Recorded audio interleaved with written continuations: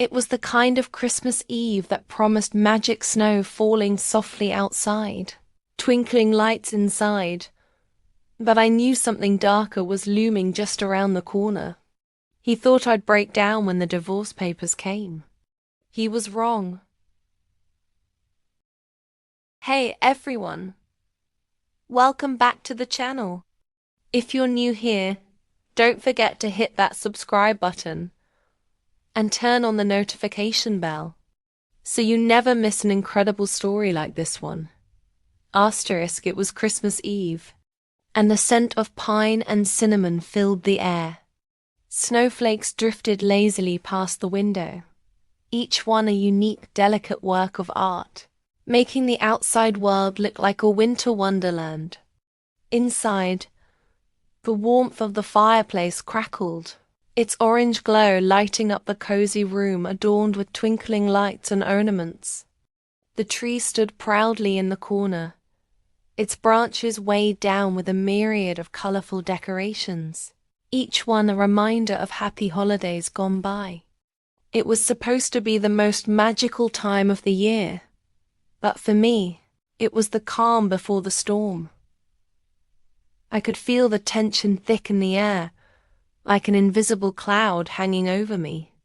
As I sipped my hot chocolate, I glanced across the room at him, the man I had once thought I'd spend the rest of my life with. His eyes were fixed on his phone, his brow furrowed in concentration. It was as if I wasn't even there. A month had passed since the silence between us started, and that silence had been deafening. The weight of the unspoken words, the things that had been left unsaid, was more suffocating than any fight we'd had. Couldn't help but wonder if he'd planned it this way all along, if he had been waiting for the perfect moment to pull the trigger, to do what he had been thinking about for months. A small part of me had held on to the hope that maybe, just maybe, we'd pull through this, that the holidays would bring some kind of miracle. But deep down, I knew better.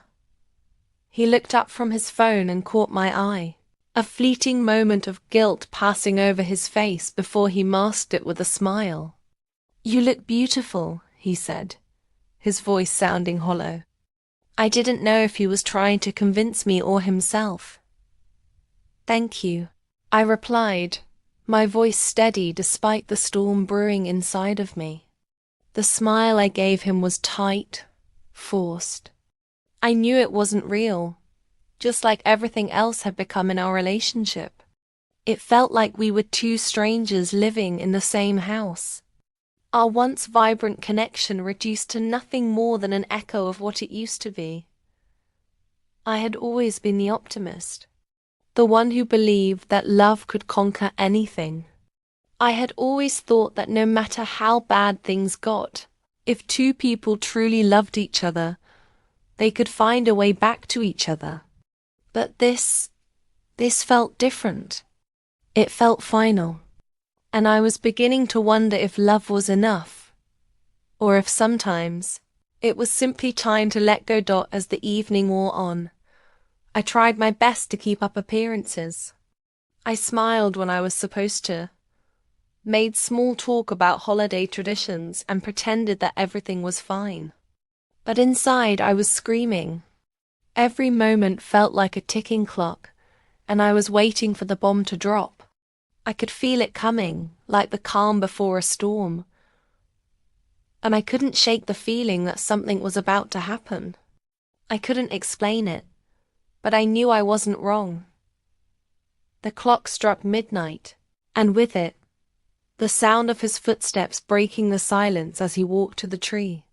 He bent down, rummaged around under the branches, and pulled out a small envelope. It was plain, simple, nothing about it stood out. He turned to me, his face unreadable, and handed it over. I took the envelope from his hand, my heart suddenly pounding in my chest. I stared at it for a moment, my hands trembling slightly. The weight of the paper felt heavy, oppressive, like it held the weight of my entire world. I knew, deep down, What was inside? I had known for weeks that it was coming, but that didn't make it any easier to face. With a shaky breath, I tore open the envelope and pulled out the papers inside. Divorce papers. My hands shook as I unfolded them, and my eyes scanned the words on the page. It was like a punch to the gut, the final confirmation of everything I had feared. I could feel the room closing in around me, the air thick with the weight of what was happening. For a moment, all I could do was stare at the paper, the words swimming before my eyes. It was like I was frozen in time, unable to move, to speak, to react. I had thought that when this moment came, I would break down. I had thought I would cry, scream, beg him to take it back. But as I sat there, holding the divorce papers in my hands, I felt a strange calm wash over me. It wasn't relief, not exactly, but something close to it. I realized that this was what I had wanted all along, what I had known, deep down had to happen. I wasn't heartbroken. I was just tired. He stood there, waiting for a response, his eyes searching mine, as if expecting me to crumble under the weight of the moment. He seemed to think that I would fall apart, that I would break down in front of him, that the tears would flow freely and I would beg him to stay.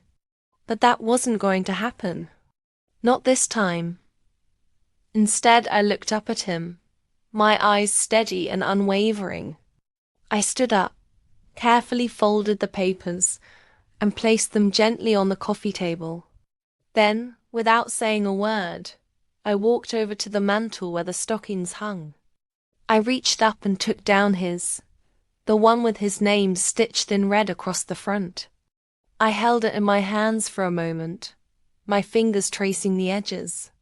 This was the man who had once been my everything, the one I had planned a future with, and now, here I was, holding his empty stocking in my hands. I turned back to face him, my gaze unwavering. "You think I'm going to cry?" I said, my voice quiet but steady. "You think I'm going to fall apart over this, don't you?" He didn't answer, his eyes narrowing slightly, waiting for me to crack. "Well, I'm not," I continued, my tone sharpening. "You think I'll beg you to stay, that I'll try to convince you that we can fix this, that we can somehow get back to what we once were.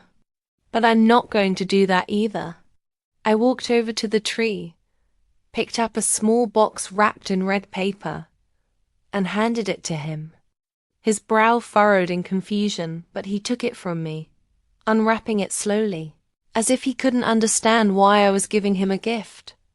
Inside was a key, a simple silver key with no special engraving or markings. Just a key. He looked up at me, his face a mixture of confusion and something else, regret, maybe. "That key," I said, my voice calm, "is for the house. It's yours. You can have it back, just like you've taken everything else from me." He opened his mouth to speak, but I held up my hand, silencing him. "No, I don't need to hear it. You made your choice. You made it clear. And I'm not going to cry about it." His face flushed, the color rising in his cheeks as the realization dawned on him. "You're not upset?" he asked, his voice trembling slightly. I shook my head. "No, I'm not. I'm done, and I'm not going to waste another minute of my life begging for something that wasn't meant to be." For the first time in a long while, I felt free. It wasn't the kind of freedom that comes from running away from something, but the kind that comes from finally letting go. The kind that comes from saying goodbye to a version of yourself that no longer fits. I had spent so much time holding on to something that was already gone, that I had lost sight of who I was. But now I could see it clearly. I could breathe again, He stood there, the divorce papers still in his hand, the key heavy between us. "I don't know what to say," he muttered, his voice barely above a whisper. "You don't have to say anything," I replied softly. "You already said it all." With that, I turned and walked away, leaving him standing there, the weight of my words hanging in the air like a storm cloud ready to burst. And as I disappeared into the next room, I felt a strange sense of peace settle over me.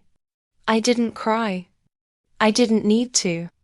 Because sometimes the most powerful thing you can do is simply walk away, Dot. It wasn't the Christmas miracle I had once dreamed of, but it was the one I needed.